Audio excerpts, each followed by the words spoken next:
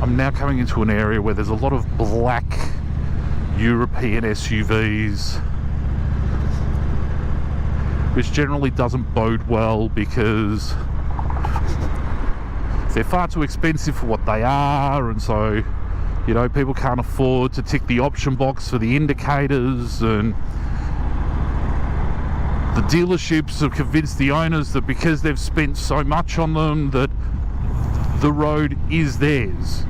It belongs to them, and as such they are entitled to operate their vehicle in such a way as to motivate others to just get out of the way.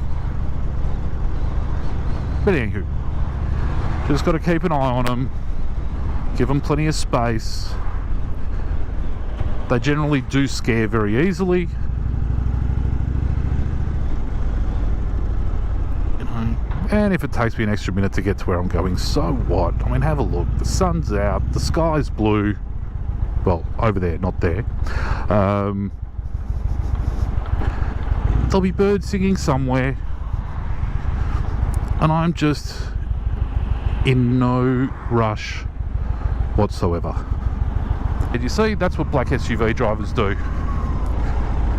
because they feel a lot better about themselves now. Oh, you're getting into this lane. Well done. Okay, so yeah. So this is why you've got to watch out for SUV drivers. That was well thought out, mate. Yeah, cover your head. Yeah, it's too embarrassing. Don't see the guy on the bike that you had to rush past.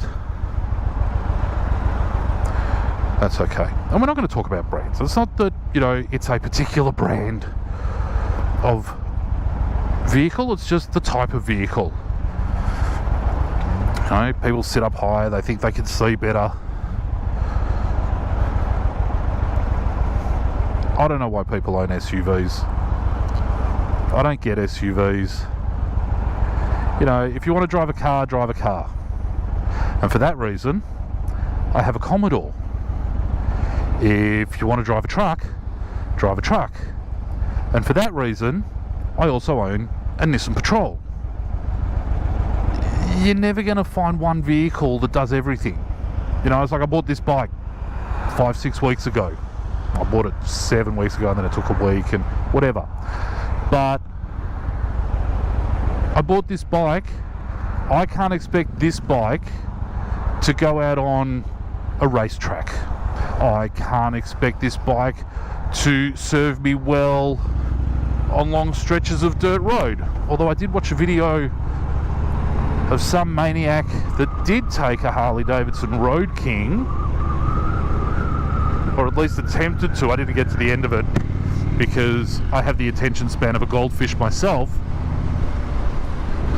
Attempted to take a Harley Davidson Road King up to Cape York. Now, that would be an amazing adventure. No two ways about it. But would I try and do it on this bike? Nah.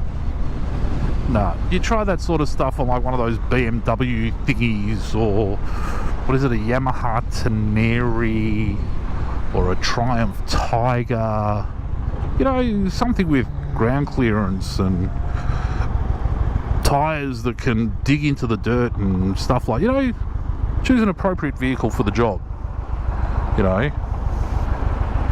But SUV drivers, it's like, oh no, I want to be able to take 7 kids and I've got to be able to pick up the shopping. Why do you want to take 7 kids to begin with? 7 people in a car. That to me sounds like hell on earth, especially like the first thing we did when we bought, and we've been through 3 4-wheel drives now. First thing we did was rip the seats right out of the back.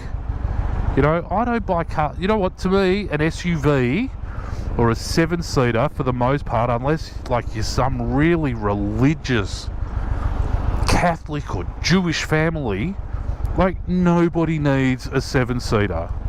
You know, I'm not spending any money on a car just so that I can be used as a convenience for somebody else.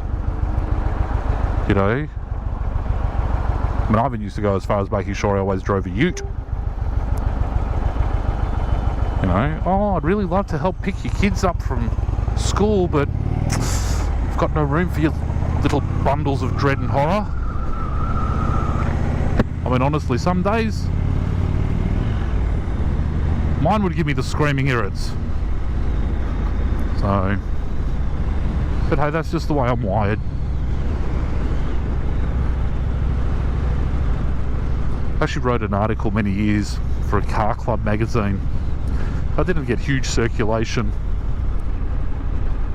about these people movers